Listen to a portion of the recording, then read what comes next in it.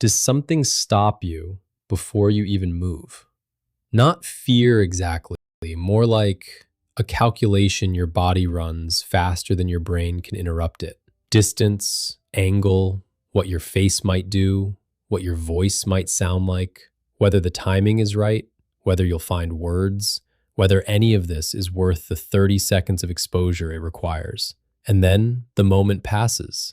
The person moves. Someone else fills the space. You look at your phone. You've done this more than once. Most people blame confidence for that frozen moment. They look at the person across the room who just walked over to someone without a second thought and decide the difference is personality, wiring, something genetic and therefore permanent. That explanation is comfortable because it removes the responsibility, but it also isn't true, and the research is pretty direct about that. Approaching someone you like isn't a confidence problem. It's a skill problem. Skills are learnable. That distinction matters more than it sounds. Your brain treats a cold approach the same way it treats a minor physical threat. The anterior cingulate cortex, the part of your brain that processes social pain, fires in response to anticipated rejection at roughly the same intensity as it fires in response to physical discomfort. Researcher Naomi Eisenberger at UCLA spent years mapping this. Her work showed that social rejection and physical pain share overlapping neural architecture. So the freeze you feel isn't weakness. It's your brain doing exactly what brains do, avoiding pain with the same urgency it avoids a hot surface. Knowing that doesn't make the freeze disappear. It does make it less personal. Here's the first thing that actually works. Warm the space before you enter it. Psychologists call this social priming, and the mechanism is straightforward. A cold approach feels jarring to the other person's nervous system because it requires them to go from zero awareness of you to full social engagement in under 2 seconds. Their brain flags that as mildly unsafe, not because you're threatening, but because sudden is always suspicious to a nervous system running on pattern recognition. A brief moment of eye contact and a natural smile before you approach changes the classification. You shift from stranger to recognized presence.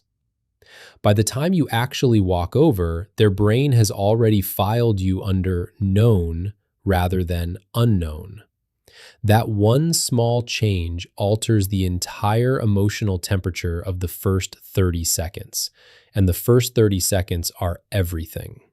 You've probably spent time trying to hide your nervousness before approaching someone, looking unbothered, keeping your face neutral, giving nothing away. This costs more than you think. The mental effort of suppressing an emotion consumes the exact cognitive bandwidth you need to be present and interesting in a conversation. Research from Harvard on anxiety reappraisal, studied extensively by Allison Wood Brooks, found that naming what you're feeling out loud actually reduces its physiological grip almost immediately. Not suppressing it, naming it. Something like, I'll be honest, I almost talked myself out of coming over. Does something that no amount of performed coolness can replicate. It makes you instantly human. It signals that the other person was worth the risk of honesty.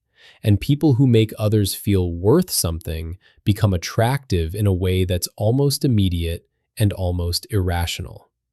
Every time. That's not a weakness dressed up as a strategy.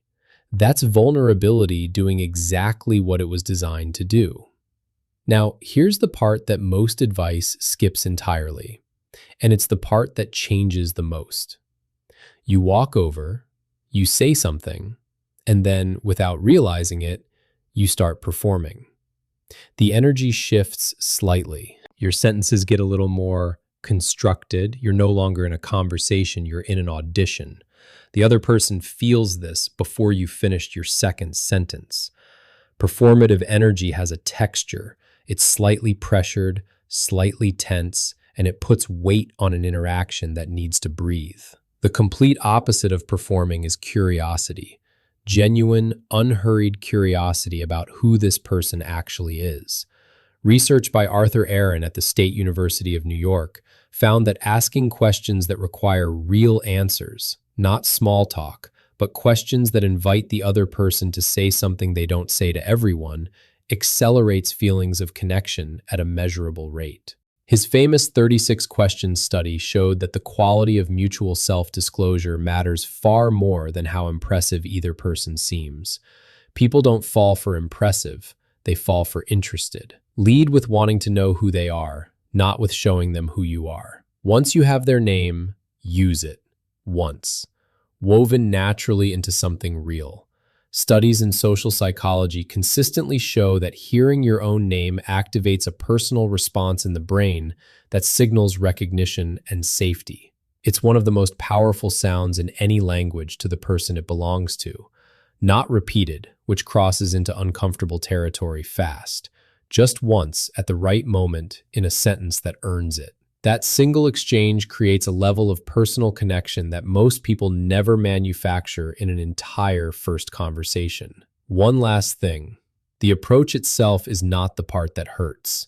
The part that hurts is the version of you that walks away without saying anything and replays the moment for 3 days. The conversation lasts a few minutes at most. It's just two people talking. The worst realistic outcome is a polite exchange that goes nowhere. But the brain doesn't weigh those outcomes equally. It catastrophizes the downside and underestimates the upside, which is exactly backwards from reality. The person who said something and got nowhere loses a few minutes. The person who said nothing loses something they can't quite name but feel for much longer. You already know which version of that you've lived. The distance between where you're standing and where they are is shorter than it feels. It always was. Which of these feels hardest for you right now? Starting the conversation or keeping it going once it's started? Drop your answer in the comments. If this landed somewhere useful, subscribing means you won't miss what's coming next. Next up, why the people who seem effortlessly confident in social situations are usually running a completely different internal script, and what that script actually sounds like.